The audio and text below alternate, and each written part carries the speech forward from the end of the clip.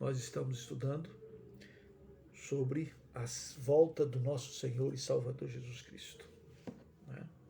E hoje eu quero falar sobre uma característica da volta de Jesus, sobre algo que vai acontecer e que é coluna da nossa fé. E eu espero que a sua fé seja fortalecida no Senhor Jesus. Oremos. Pai, muito obrigado pelo privilégio que nós temos de, no meio da agitação do dia a dia, da correria, tantas coisas, no meio das incertezas dessa pandemia, certo de que o Senhor está no controle de todas as coisas, porque todas as coisas cooperam para o bem daqueles que amam o Senhor. Nós te agradecemos por poder parar agora, nesse final de dia, e meditar na tua verdade, na tua palavra. Levantar os nossos olhos para o alto, olhar para aquele lugar maravilhoso que o Senhor tem preparado para nós. E nesta noite podermos nos deliciar com a tua verdade, com a tua promessa, com a tua palavra. E ao mesmo tempo atiçar em nosso coração essa doce esperança, né, da vinda gloriosa do Senhor Jesus. Então, Pai, nesse momento que temos agora, transforma e enche-nos para o louvor da tua glória. Fala conosco, instrui o nosso coração, a nossa mente, para te servir na beleza da tua santidade. Assim nós te adoramos, te louvamos em nome de Jesus Cristo. Amém. Amém. Amém. Uau, muito bom. Enquanto orávamos, vários irmãos chegaram. Meus irmãos, nós temos lido acerca da preciosa promessa que é a volta de nosso Senhor Jesus Cristo, quando ele vai colocar os pingos nos is. Eu queria ler com você aquele texto de Mateus, capítulo 25, quando fala, Jesus conta essa história, né, para ilustrar que devemos estar preparados para a sua volta. Então abra a sua Bíblia em Mateus, capítulo 25. Mateus, capítulo 25, versículo de número 1. Diz assim: Então o reino dos céus será semelhante a 10 virgens, que tomando as suas lâmpadas saíram a encontrar-se com o noivo. 5 delas eram nécias e 5 prudentes. As nécias, tolas, ao tomarem as suas lâmpadas, não levaram azeite consigo. No entanto, as prudentes, além das lâmpadas, levaram azeite nas vasilhas. E, tardando o noivo, foram todas tomadas de sono e adormeceram. Mas, à meia-noite, ouviu-se um grito: Eis o noivo, saí ao seu encontro. Então se levantaram todas aquelas virgens e prepararam as suas lâmpadas. E as nécias disseram às prudentes: Dai-nos do vosso azeite, porque as nossas lâmpadas estão se apagando. Mas as prudentes responderam: Não, para que não nos falte a nós e a vós outras. Ide antes aos que vendem e comprai-o. E saindo elas para comprar, chegou o noivo. E as que estavam apercebidas entraram com ele para as bodas, e fechou-se a porta. Mais tarde chegaram as virgens nécias, clamando: Senhor, Senhor, abre-nos a porta. Mas ele respondeu: Em verdade vos digo que não vos conheço. Vigiai, porque não sabeis o dia nem a hora. Mateus capítulo 25, do versículo 1 ao versículo 13. Veja que Jesus conta essa história para ilustrar a necessidade de estarmos nós preparados. Eram 10 as virgens. O noivo é figura de Jesus. 5 delas estavam preparadas. E qual é a preparação? É que elas tinham levado as lâmpadas, mas tinham levado azeite de sobra. Não só o azeite na lâmpada, mas azeite para repor o azeite da lâmpada. E diz o texto aqui que tardando o noivo, demorou, estava demorando. Interessante que Pedro vai dizer lá na sua carta que as pessoas estavam falando, porque desde o dia que Jesus falou isso, está demorando e até agora não voltou.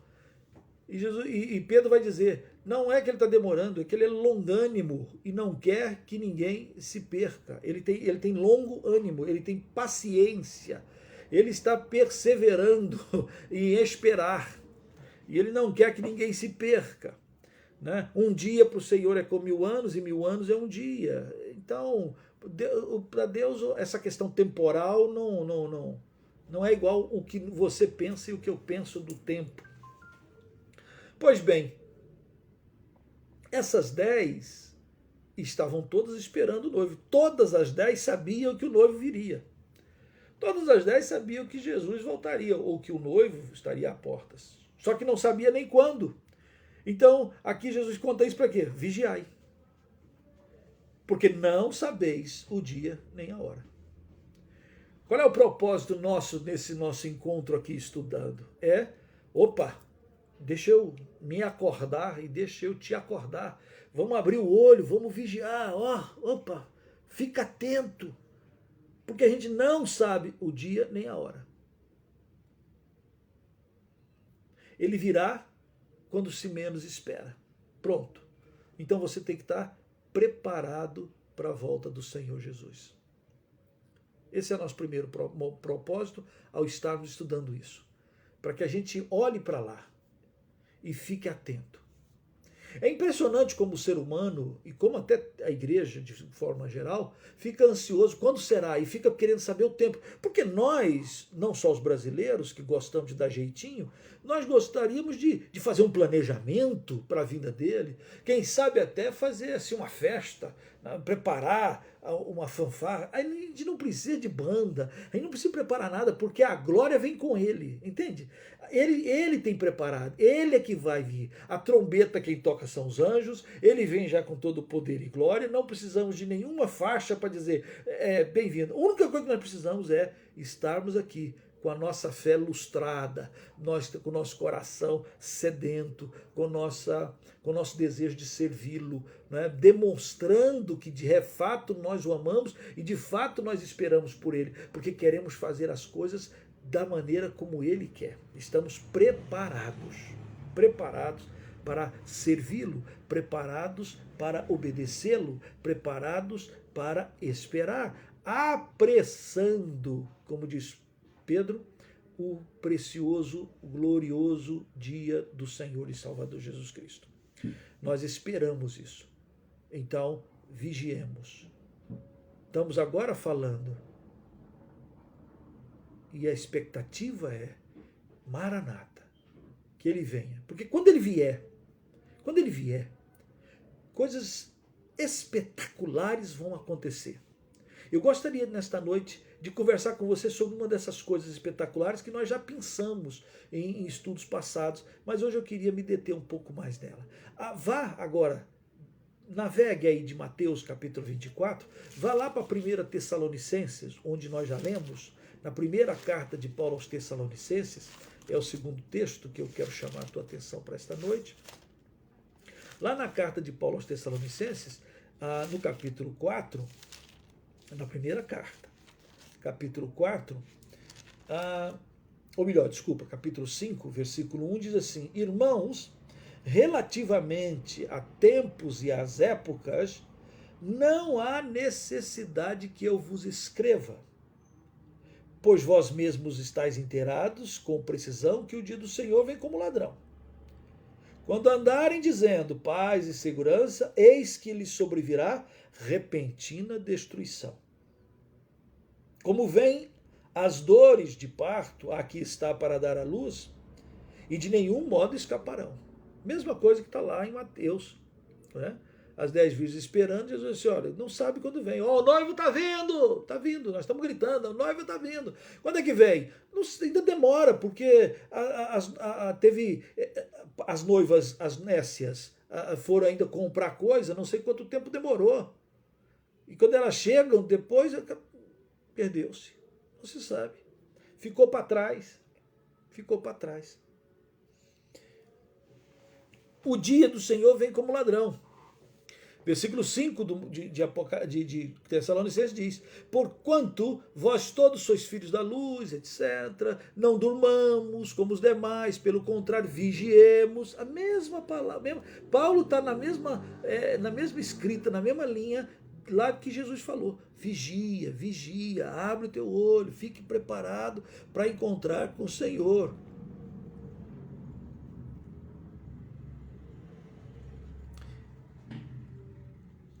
Essa é a nossa esperança, a nossa expectativa, não é? Nós estaremos com o Senhor Jesus e quando Ele vier, nós estaremos sempre com Ele. Então vigia.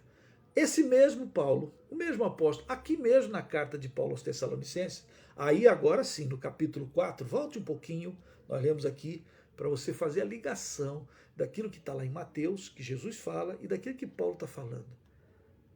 Estarmos preparados para a volta gloriosa dele. No versículo 16 do capítulo 4, Paulo escreve assim, porquanto o Senhor mesmo,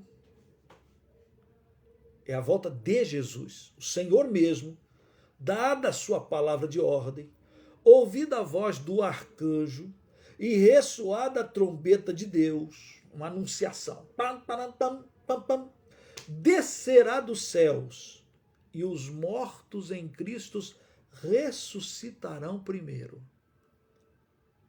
E depois nós, os vivos, os que ficarmos, seremos arrebatados juntamente com ele entre nuvens para o encontro do Senhor nos ares e assim estaremos para sempre com o Senhor. O que é que vai acontecer quando tocar a trombeta? Paulo diz que os mortos em Cristo ressuscitarão. Eu queria falar um pouco mais sobre ressurreição com você nesta noite. Porque essa é uma esperança de fé. Em que os que estiverem mortos vão voltar. A ressurreição é uma das doutrinas colunas, basilares da nossa fé em Cristo Jesus. Para ser cristão de fato, eu preciso crer, eu creio na ressurreição. Ouve-se muita gente por aí dizendo de um outro ensino religioso chamado reencarnação. A Bíblia, Jesus, o apóstolo Paulo, a palavra de Deus, não fala de reencarnação a não ser quando se pensa em condenação. A Bíblia fala de ressurreição. Quem é cristão crê em ressurreição. Ressurreição é completamente e antagonicamente à reencarnação. São contrárias. A doutrina, o ensino de reencarnação, e o ensino de reencarnação, ele vem de muitas religiões.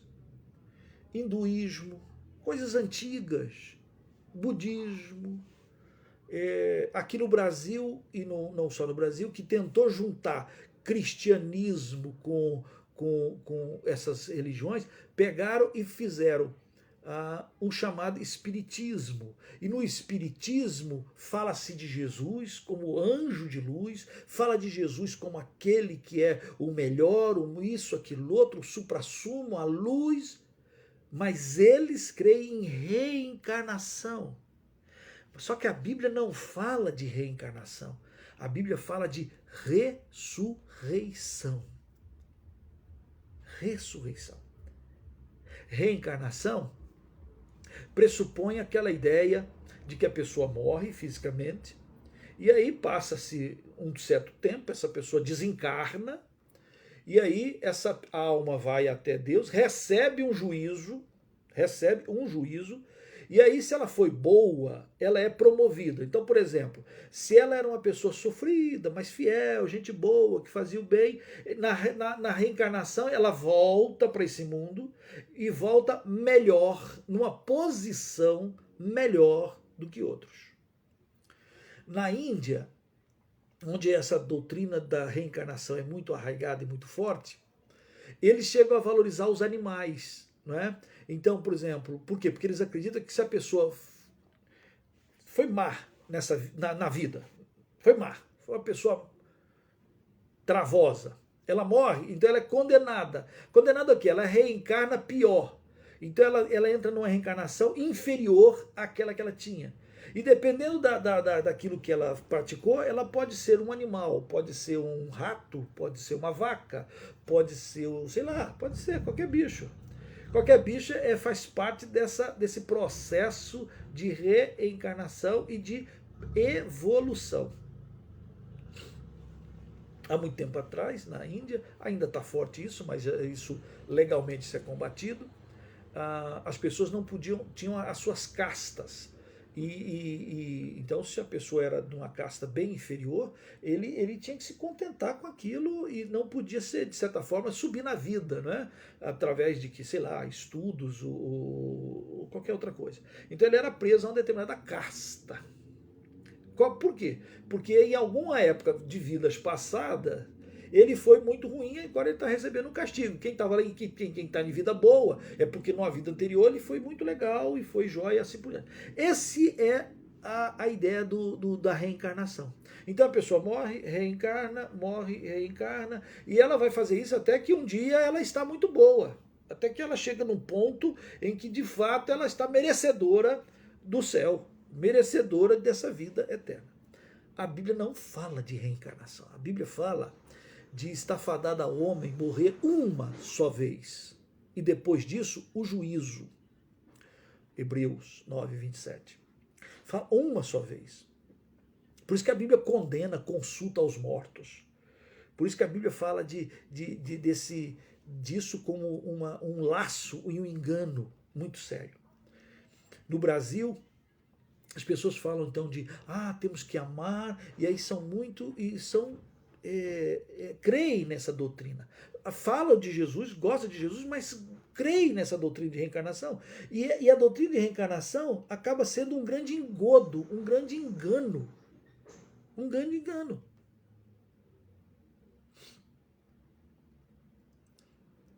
Cristo ressuscitou. E ele, diz Paulo, lá em 1 Coríntios 13, ele é a primícia dos que dormem. E Paulo aos Coríntios, ele faz no capítulo 15, ele faz um capítulo inteiro, melhor dizendo, ele fala sobre a doutrina da ressurreição de uma maneira tão forte, mais do que nunca, reafirmando isso, reafirmando que o que cremos é aquilo que Jesus fez. Cristo é o centro. Cristo é o centro. E quando ele vier, os mortos ressuscitarão. Ora as bolas. Se eu morro, ressuscito, se eu morro, reencarno. Quando Jesus voltar, com que corpo? Eu irei num corpo de vaca, ou num corpo de homem, ou num corpo de mulher, ou num corpo disso. Por quê? Porque na reencarnação eu posso ser qualquer coisa.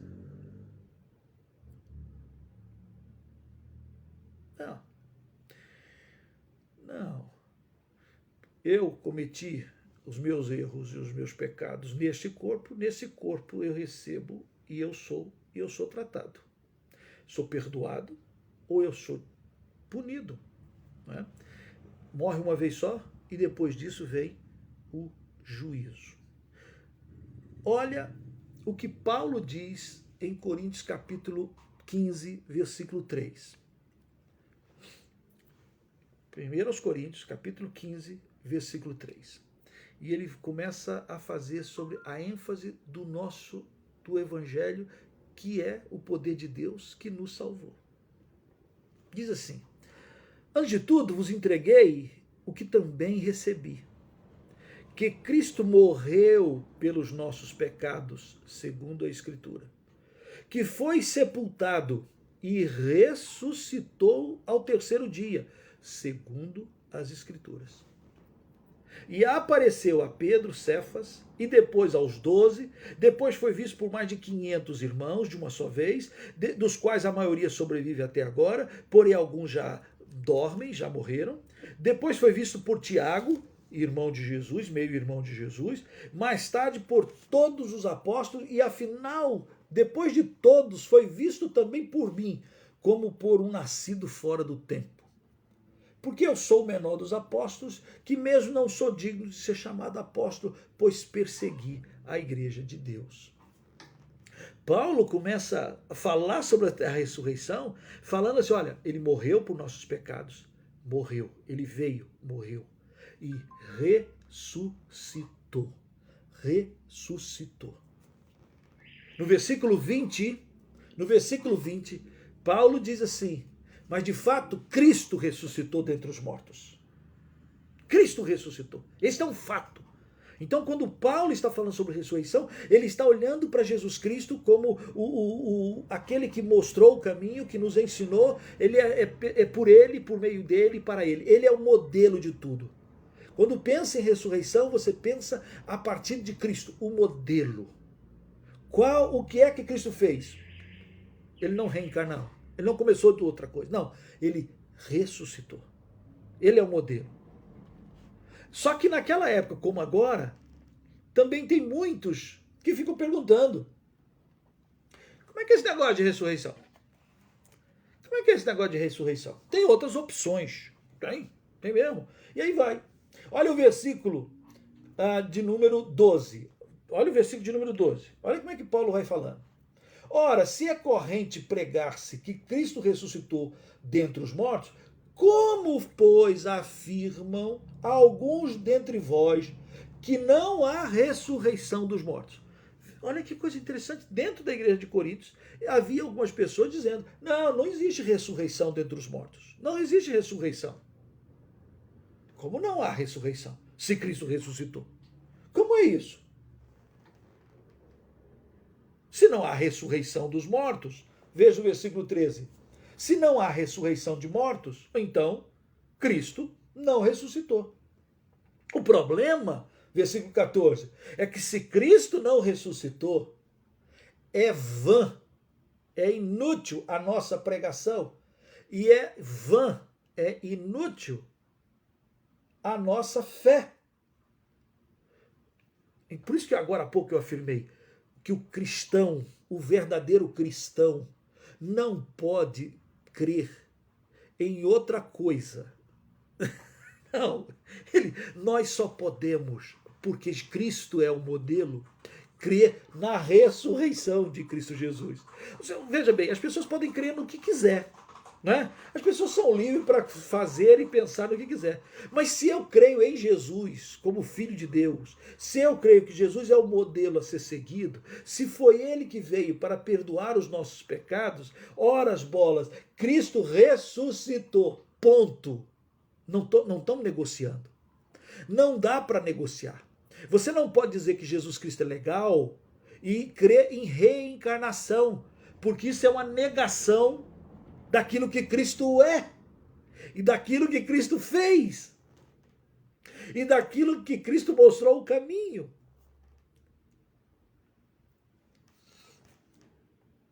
Olha mais, você está com a Bíblia aberta? Olha só, olha lá. Então, se Cristo não ressuscitou, é vã, é inútil. É vã, é maldoso, né? A nossa pregação é maldosa. Se Cristo não ressuscita, se Cristo morreu e o seu corpo está lá e seus ossos estão lá, é maldosa a pregação da igreja. Vira e mexe, aparece alguns programas de televisão, ou então dizendo, agora achou os restos mortais de Jesus. Essa tentativa de achar os restos mortais de Jesus é uma tentativa de dizer, olha, a pregação acabou, porque no dia que acharem os restos mortais de Jesus Cristo, acabou o evangelho, acabou o evangelho. Acabou. Por isso que Paulo está falando aqui. Ele ressuscitou. Em outras palavras, a nossa fé é uma fé genuína nesta palavra, na ressurreição de Jesus. Olha comigo, continua comigo. Olha o que diz Paulo. Paulo é tão central, é coluna. Não dá para eu ser crente, salvo por Jesus, que espera a vinda de Jesus, porque quando ele vier, ele vai ressuscitar os mortos. Ora, Paulo, mas se não há ressurreição, Jesus não ressuscitou, então ele não volta? E não há ressurreição. Acabou, acabou. Não é? É inútil a nossa fé, é vã a nossa fé, é vã, inútil. E pior, versículo 15, somos tidos por falsas testemunhas, porque temos asseverado contra Deus que ele ressuscitou a Cristo. Paulo está dizendo que ele, né, lemos lá no iniciozinho, que ele foi como pelo último, que ele viu a Cristo ressuscitado e ele era o fora do tempo. Ele foi fora do tempo. Mas que Jesus apareceu para os 12, que apareceu para Pedro, apareceu para o seu meio-irmão Tiago, não é? Filho de Maria e meio-irmão de Jesus, apareceu para mais de 500 pessoas que viram Jesus ressuscitado. E todas essas pessoas estavam dispostas a morrer por essa verdade. É interessante o fato de que os apóstolos asseveravam que Jesus morreu e que ressuscitou. Quando a pessoa inventa uma mentira, a mentira tem perna curta. Então, se era mentira que Jesus não havia ressuscitado, como é que todos os apóstolos tiveram a coragem de serem martirizados, torturados, mortos, cortados, degolados e morreram asseverando, afirmando, ele está vivo. Estevão, primeiro Marte, jogando pedra nele, e ele diz, eis que vejo os céus abertos, eis que vejo o Filho do Homem, eis que vejo Jesus. Senhor, perdoa-lhes, eles não sabem o que fazem. A fé no fato de que ele está vivo. Ressurreição. Ressurreição. Ele está vivo. De fato, ele está vivo. Agora, se não há ressurreição dentre os mortos, tudo isso acaba. A nossa pregação é inútil, a nossa fé não vale nada. E olha lá, versículo 17. E se Cristo não ressuscitou, é vã a vossa fé e ainda permaneceis nos vossos pecados. Quer dizer, não há perdão de pecados. Aquele fato de dizer que Jesus morreu por nós na cruz para perdoar os nossos pecados só é efetivado, só tem de fato valor porque ele ressuscitou. Porque se ele ressuscitou, aí está valendo. Se ele não ressuscitou, ele morreu só por ele mesmo.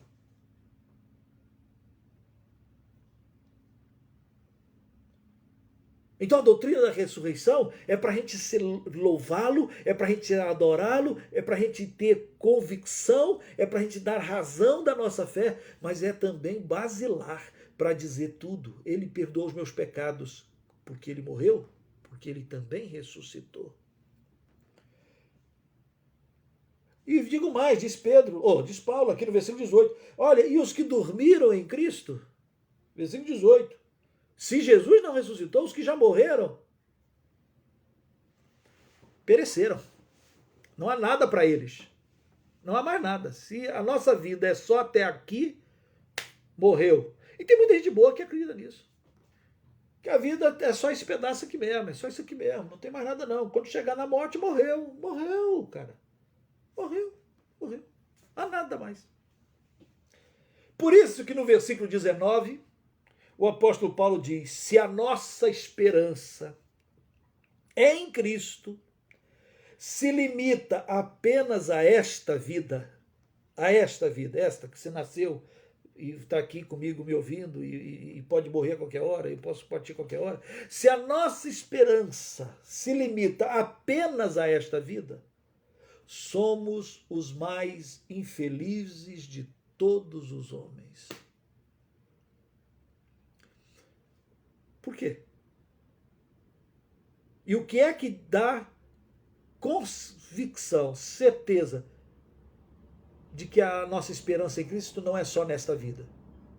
É porque tem uma outra vida a ser vivida. A vida eterna, que Jesus prometeu. Como é que eu vou desta vida para outra vida?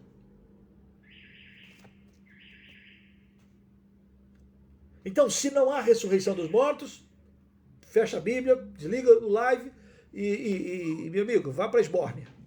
Se você não crê na ressurreição. Agora, se você diz que crê em Jesus e crê em reencarnação, esquece. Escolha. Não dá para crer em uma coisa e outra. Você precisa crer no poder de Jesus e na verdade da palavra. Ponto. Versículo 20. Né? Ele, Paulo, que vinha falando só de se a nossa vida se limita, a nossa fé, esperança só nesta vida, somos os mais miseráveis. Né? Nada mais miseráveis. Estamos mal. No versículo 20, então, ele faz o mas, de fato. Né? Esse de fato aqui tem um quê de vitória, né? de coração. E daqui para frente, Jesus vem falando sobre a doutrina da ressurreição e demonstrando acerca dessa ressurreição. Não só no testemunho que eles deram, mas agora de uma maneira muito mais dedicada. Olha o que ele diz: mas de fato Cristo ressuscitou dentre os mortos, sendo ele as primícias dos que dormem. O que significa primícias? Significa que é aquele primeiro fruto, o primeiro que veio dos mortos. Jesus ressuscitou Lázaro, Jesus ressuscitou o filho da viúva de Naim, Jesus ressuscitou a filha de Jairo, Jesus ressuscitou várias pessoas, mas todo mundo que Jesus ressuscitou morreu de novo. Quando fala das primícias dos que dormem, é daqueles que, ele está dizendo, ele morreu e agora ele ressuscita para nunca mais morrer. Essa é a primeira grande vitória, a marca da ressurreição. Quando Cristo voltar e os mortos ressuscitarão, significa os mortos ressuscitarão para nunca mais morrer. A doutrina da ressurreição não vai pressupor, depois eu vou ter uma outra, vou trupicar, vou cair do carro, e aí eu quebro o pescoço e morro. Aí eu reencarno. Aí eu quebro o pescoço e caio. Aí alguém me dá um tiro, eu caio e morro. Não! Quando a ressurreição pressupõe, morreu e agora Cristo ressuscitou, pronto, vencida foi a morte. Mas na frente Paulo fala sobre isso. Foi tragada, foi a morte pela vitória, a vitória de Cristo Jesus. Então ele de fato veio, de fato ele ressuscitou e ele é as primícias do que dorme. O que significa? Se ele é as primícias, significa que ele é o primeiro, mas o que também significa que vem mais atrás dele, né? Vem todos aqueles nossos irmãos em Cristo que já descansaram no Senhor, que já estão com o Senhor, né? Que já passaram dessa para melhor, já estão com o Pai, né? Já estão no seio de Abraão, então virá com eles. Jesus é a primícia, mas eles virão. E se você morrer por esses dias, você também voltará com ele. Se eu morrer por esses dias, eu também voltarei com ele. Ele é a primícia. E vamos atrás, vez atrás. Glória a Deus pela promessa de vida e vida eterna conquistada por Cristo Jesus na sua morte e na sua ressurreição. Ela é vida eterna porque passamos pelo processo da ressurreição. Não é? Versículo 21 de 1 Coríntios, Paulo diz: visto que a morte veio por um homem. A morte veio por um homem. Quem é esse homem? Você sabe, Adão. A morte veio por Adão. Adão lá atrás, nosso primeiro pai, pecou. Adão, de certa forma, a semelhança de Jesus, porque veio de geração direta de Deus. Né? Aí o pecado entrou, enganou a Eva, e o Adão entrou de gaiato no navio. Não só de gaiato, entrou, quis entrar. Interessante aquela história do pecado. Não foi por causa do pecado de Eva, foi o pecado de Adão. A Bíblia fala que a Eva foi enganada, deu para o Adão, mas o Adão não foi enganado, o Adão comeu. E aí Paulo diz aqui, ó, por meio de um homem veio o pecado. Veio a morte. Por causa do pecado de um, veio a morte. Morte que é separação primeira de Deus.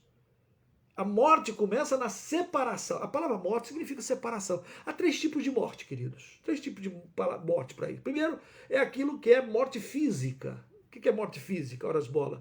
Morte física é quando o corpo, né, deixa de ser habitado pela alma. A alma separa, o corpo fica inerte, e aí a palavra diz, o corpo volta ao pó, né, como era, e a alma volta a Deus. Isso é morte física. O que é morte espiritual? Morte espiritual é uma pessoa que, mesmo estando vivo, em carne, aqui, até podendo ouvir essa live, ou comendo, bebendo, jogando, enfim, vivendo uma morte. Mas ele está separado de Deus. Paulo aos Romanos diz, porque todos pecaram e destituídos estão da glória de Deus, separados estão da glória de Deus. Todos pecaram e estão todos mortos. Né? Deus e os pecadores, assim éramos todos nós sem Cristo. Todos pecaram e todos morreram. Em Adão, a morte entrou. Em Adão, a separação entre Deus e nós, entre o homem, a humanidade, perdeu-se. Se você ler lá em Gênesis, diz que Deus ia visitar Adão, caminhava, passeava com Adão no jardim. Né? Havia uma simbiose, havia uma conversa, havia um relacionamento, havia tudo ali. Adão era a imagem e semelhança de Deus. De repente, a desobediência, a rebeldia, a dureza, a incredulidade invade e ele é expulso. Ele é expulso do paraíso, ele é expulso da presença. Ele morre, espiritualmente falando. Agora, quando a morte espiritual se encontra com a morte física, isto é, quando a pessoa aqui hoje, que não quer Jesus, não quer saber de Jesus, não crê em Jesus, não crê na ressurreição, perde a sua vida, perde.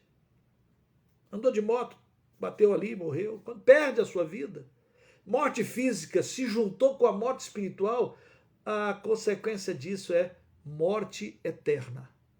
Morte física, morte espiritual. Quando essas duas se juntam, produz um negócio chamado separação eterna de Deus. Morte eterna. Uau! Então a morte, ela entrou. E nós somos aprisionados e amedrontados por isso. Pela separação com Deus e, de pior, com a possibilidade da separação entre as pessoas, morte física, e pior, a separação eterna das pessoas e de Deus. Eterna. Então, visto que por meio de um homem entrou, também entrou a morte. Diz o texto, também por um homem, versículo 21, por um homem veio a ressurreição dos mortos. O que é que Jesus Cristo traz? Ressurreição. Ressurreição, volta, que coisa fantástica, que coisa lógica, espiritualmente lógica. Morte, separação. Morte, pecado. O pecado traz morte, separação. O que é que Jesus Cristo vem e traz? Jesus Cristo vem e traz perdão. E ele traz ressurreição. Em outras palavras, nós estávamos separados de Deus. E agora, espiritualmente, nós fomos ressurretos. Nós nascemos de novo. nós ressurgimos. Não é? Eu mesmo, né? Euzinho, com a mesma CPF, com a mesma carteira de identidade, filho do papai e da mamãezinha, da mesma história, com a mesma. Nós. Mas agora eu tenho novamente ligação com Deus. Novamente eu fui religado. Novamente eu fui. Esta é ressurreição espiritual. Então, a primeira delas, se tem morte física, se tem morte espiritual, há também uma ressurreição espiritual. E assim também há uma morte física, pois também há uma ressurreição do corpo para viver eternamente numa nova terra a ser construída. Novos céus e nova terra onde habita a justiça. O pecado e a morte veio pelo pecado de um homem. A ressurreição veio por um homem, Jesus Cristo, que morre a nossa morte por causa do nosso pecado. Ele não pecou, ele paga o escrito de dívida e ressurge.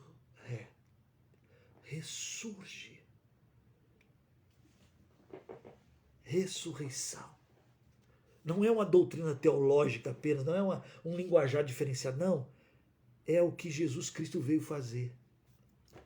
Versículo 22, olha Paulo falando isso. Porque assim como em Adão todos morrem,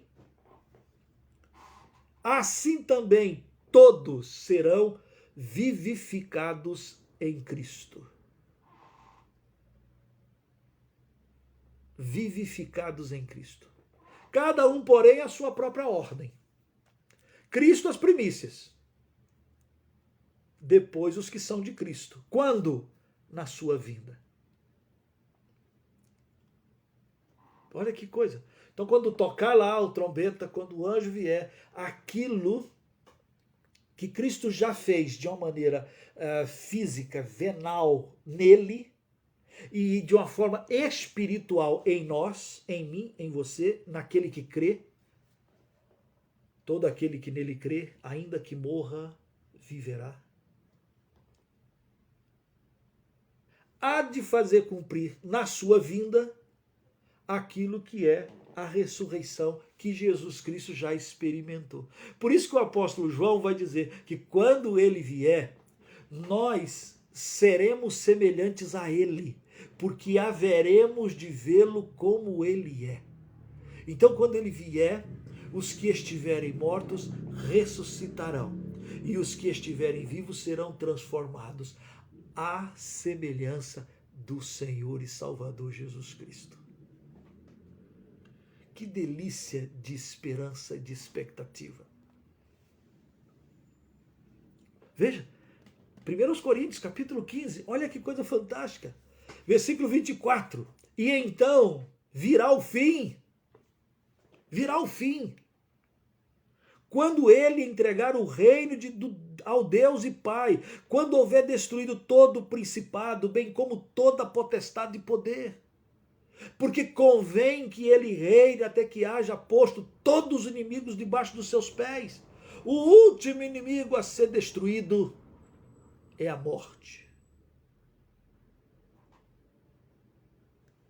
Porque todas as coisas sujeitou debaixo dos pés. E quando diz todas as coisas lhe estão sujeitas, certamente exclui aquele que lhe subordinou. Quando, porém, todas as coisas lhe estiverem sujeitas, o próprio Filho também se sujeitará àquele que todas as coisas lhe sujeitou, para que Deus seja tudo em todos. Amados, esse é um trecho da palavra de Deus sobre o céu de uma maneira fantástica. A ressurreição que Cristo fará comigo e com você vai nos capacitar a viver nessa nova ordem. Esse termo aqui, ordem, aqui é complicado. É aspas aqui. Quando eu falo de ordem, eu estou falando daquilo que Deus tem preparado, daquilo que Deus fará, novos céus e nova terra. Mas mais do que isso, no versículo 28 diz que Cristo vai, depois que sujeitar todos os inimigos, e o último inimigo é a morte, ele vai pegar tudo e vai se sujeitar ao Pai, para que o Pai, Deus Pai, seja tudo em todos. Isso é uma descrição maravilhosa de céu. Porque no céu, Deus será tudo em todos. Nós faremos parte desse encontro, dessa divindade. Deus em nós, nós em Deus. Uau! O céu não é apenas, e nós vamos falar isso mais na frente, o céu não é apenas um local maravilhoso, como a gente cantava, como as crianças cantavam, como a gente cantava quando criança, ruas de ouro, né? Descrições assim gostosas do céu.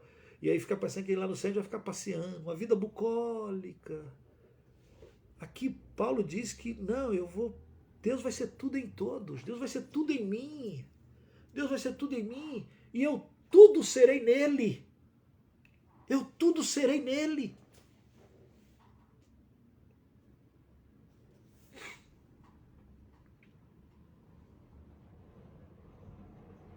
Essa é a nossa esperança viva.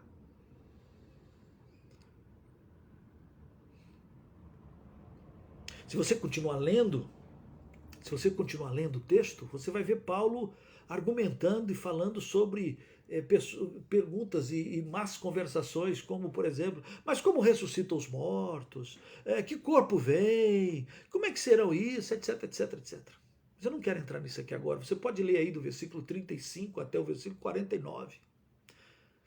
Né? O que eu quero chamar a tua atenção a partir do versículo 50, quando ele diz assim: isto afirma, irmãos, que a carne e sangue não podem herdar o reino de Deus, nem a corrupção herdar a incorrupção. Isso que vos digo uns mistérios. Nem todos dormiremos. Isto é, nem todo mundo vai morrer. Mas transformados seremos todos. Num momento, num piscar de olhos, num abrir e fechar de olhos. Ao ressoar da última trombeta, a trombeta soará, os mortos ressuscitarão incorruptíveis e nós seremos transformados. Versículo 53. Porque é necessário que este corpo que se corrompe, corruptível, se revista da incorruptibilidade. Isso é ressurreição. A ressurreição vai trazer que este corpo que adoece não adoecerá mais. Que esse corpo que enruga, que envelhece, que apodrece, não envelhecerá nem apodrecerá mais. Não haverá mais artrite, artrose, não haverá colesterol, não haverá. É necessário que este corpo se revista da incorruptibilidade. A ressurreição vai fazer isso comigo e contigo. Que esse corpo mortal se revista da imortalidade. Por isso que reencarnação não tem nada a ver com ressurreição. Porque quando a ressurreição acontecer, não haverá mais morte. Porque eu estarei revestido da imortalidade. E quando este corpo corruptível se revestir da incorruptibilidade, e o que é mortal se revestir da imortalidade, então se cumprirá a palavra que está escrita: tragada foi a morte pela vitória. Quando é que a morte vai ser tragada? Foi tragada na cruz. Não, foi tragada na ressurreição. Ele ressuscitou, ele venceu a morte, ele tragou a morte em si mesmo. E quando é que em nós o poder da morte parará de atemorizar e de sufocar a gente? Quando vai parar? O que eu conheço de crente que está com medo de morrer não é brincadeira. O problema não é você ser cuidadoso. O problema é você ficar totalmente paralisado. Como se a morte fosse a coisa mais final de todas as coisas. Não. Tragada foi a morte pela vitória. Onde está, ó morte, a tua vitória? Onde está a vitória da morte? Onde está, ó morte, o teu espeto, o teu aguilhão? A ponta de lança, o aguilhão da morte é o pecado. E a força do pecado é a lei. Graças a Deus que nos dá vitória por intermédio de nosso Senhor Jesus Cristo. Ele dá vitória porque Cristo foi até a cruz. E lá na cruz ele morreu por você. Lá na cruz ele morreu. Lá na cruz, quando eu diria as trevas estavam aprisionando Jesus Cristo e cantando vitória. Na realidade era a vitória de Jesus na morte. Porque ele morre de fato a sua e a minha morte. Por causa dos nossos pecados. Por isso que ele é o resgatador. Ele é aquele que nos resgatou. Ele pagou o escrito de dívida naquela cruz. Eu e você tínhamos um escrito, uma nota promissória, lá na cruz. Estava lá, a nota promissória. Eleazar, pecador, canalha, esse cara merece a morte. Está aqui. Tem que morrer. Escrito de dívida contra o Eleazar, contra você. O que Cristo pega? Pega a minha nota promissória, que o salário do pecado é a morte, né? O pagamento do pecado é a morte. Ele pega essa nota promissória, esse escrito de dívida, pega a minha, pega a sua, pega o catatal daqueles que creem, e ele vai até a cruz, estende seus braços naquela cruz e paga a nota promissória, paga o escrito de dívida. Aquela cruz era sua, aquela cruz era minha. O aguilhão da morte é o pecado. Cristo pega o meu pecado, o seu pecado, e ele vai na cruz e rasga o escrito. Por que ele rasgou? Porque ele pagou. Ele pagou o escrito de dívida.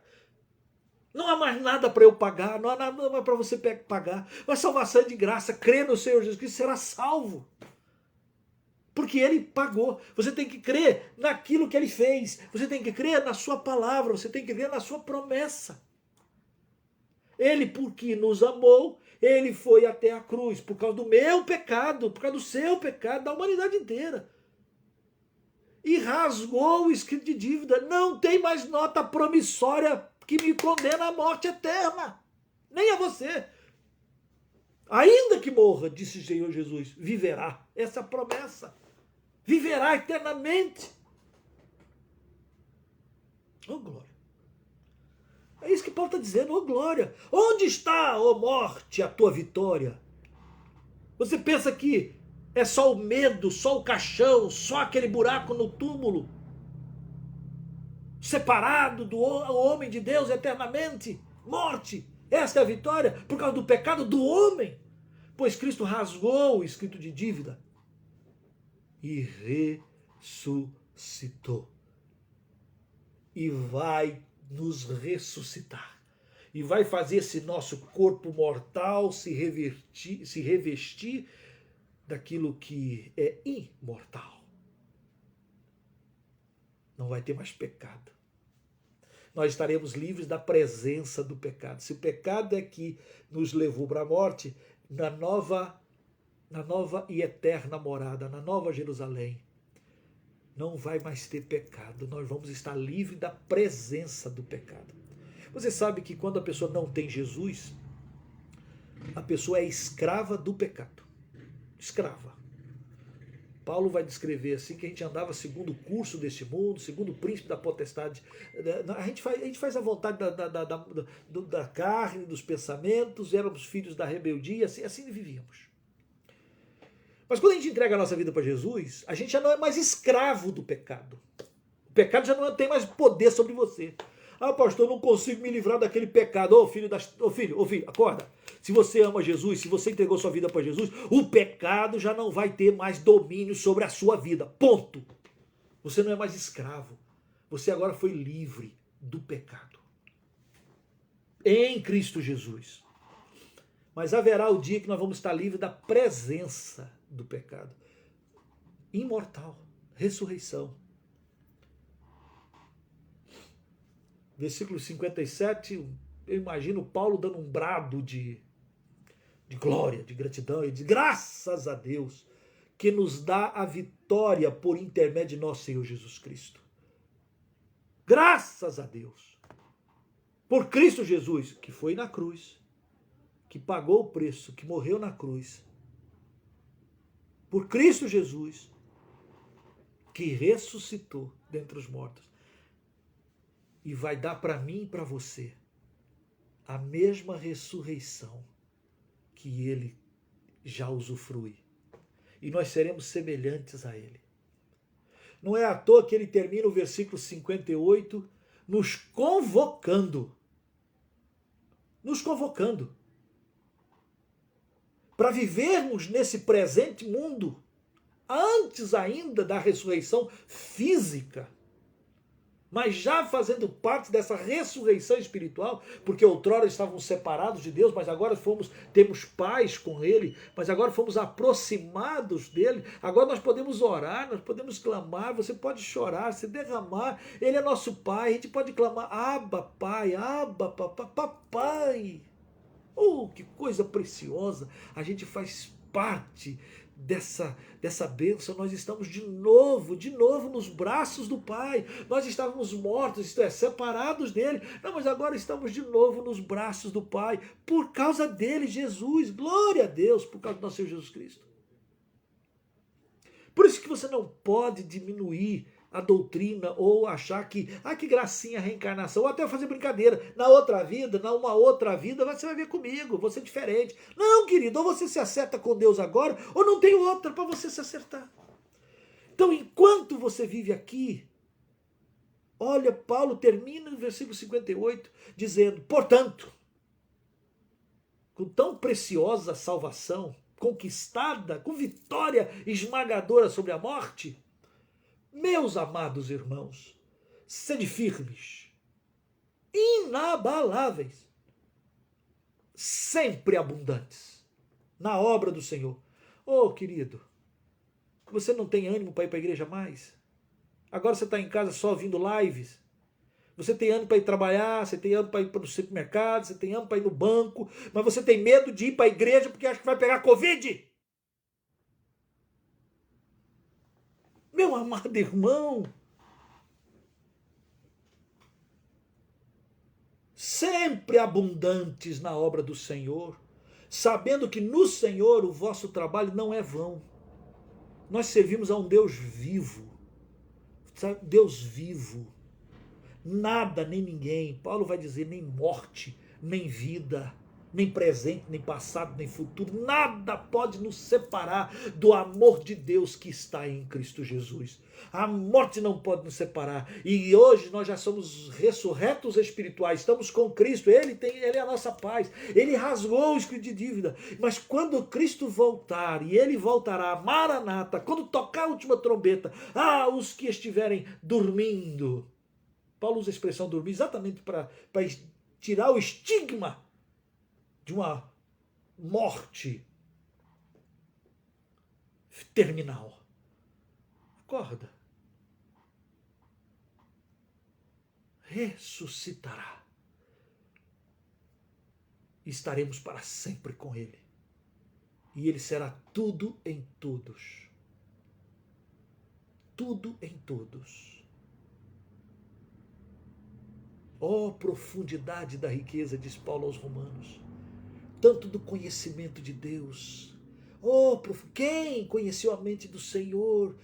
Como é que é isso, o seu amor? Você percebe que quando Ele vier, nós vamos poder nos mergulhar na profundidade dos mistérios do Pai.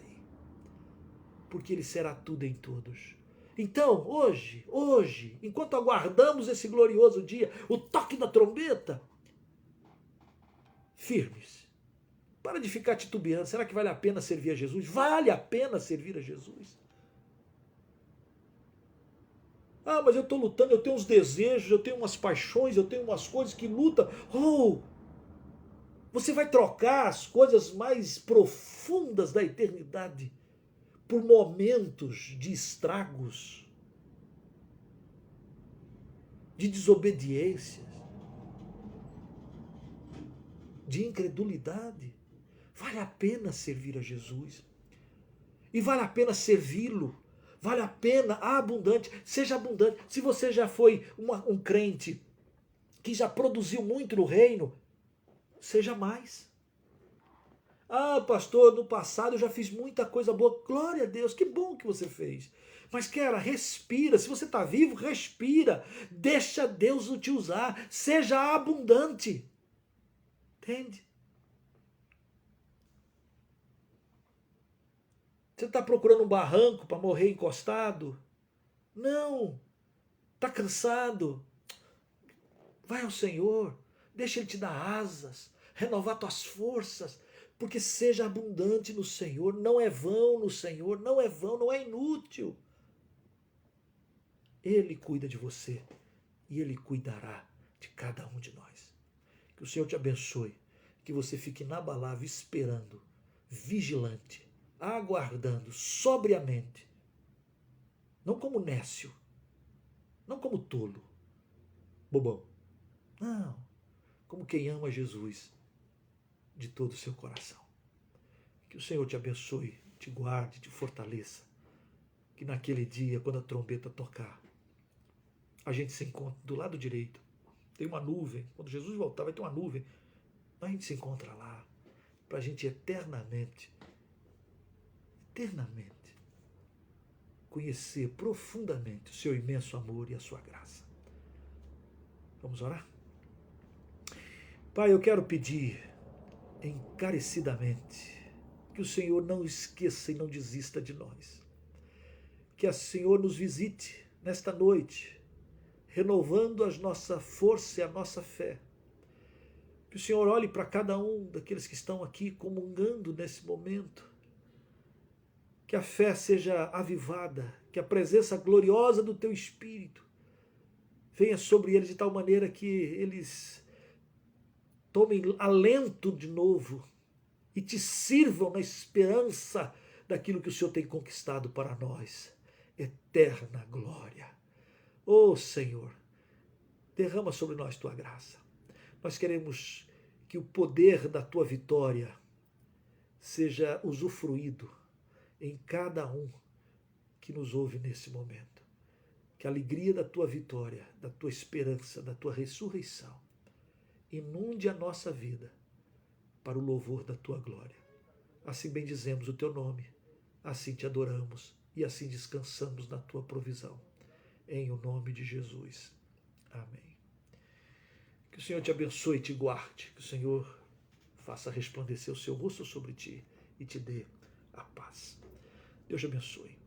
Se você entende que é uma palavra que pode ser ouvida por outros, eu queria te desafiar a compartilhar. Coloque no teu Face e compartilhe. Também daqui a pouco já vai estar no YouTube, as pessoas vão poder ouvir por lá. Então ajude, entre na nossa página, tem todos os outros estudos. Se você perdeu por acaso alguns estudos da carta de Filipenses ou de Efésios ou da segunda vinda, esse é o nosso 5º estudo acerca da vinda do Senhor Jesus, da segunda vinda. Então você pode ir lá no YouTube, tem tudo lá. Você pode assistir. Aproveita, se inscreva, deixa lá seu like e ore por nós. Ore pelo trabalho da missão Projeto Zero aqui no sul do Brasil. Ore pelos nossos missionários, ore por Hernani, Licínia, em Foz do Iguaçu, Antônio Felisberto e Ivanilda aqui em Colombo. Ore também por Felipe, pastor Felipe, Luiz Felipe ali em Joinville, e ore para que Deus levante mais obreiros, porque há tanto lugar aqui nesse sul do Brasil precisando de gente que possa inabalavelmente, firmes, ser abundantes na obra do Senhor. Passa, vem. Deus te abençoe. Beijo no coração. Até a semana que vem. Sim, uma coisa. Na semana que vem, em vez de ser na quarta-feira, nós vamos fazer o nosso encontro aqui na terça-feira. Grava isso. Então, na próxima semana, em vez de ser quarta-feira, vai ser terça-feira. E já vai orando, porque na quarta-feira nós vamos fazer um culto numa casa de um pessoal muito especial. ore por nós, tá bem? Deus te abençoe. Beijo no coração.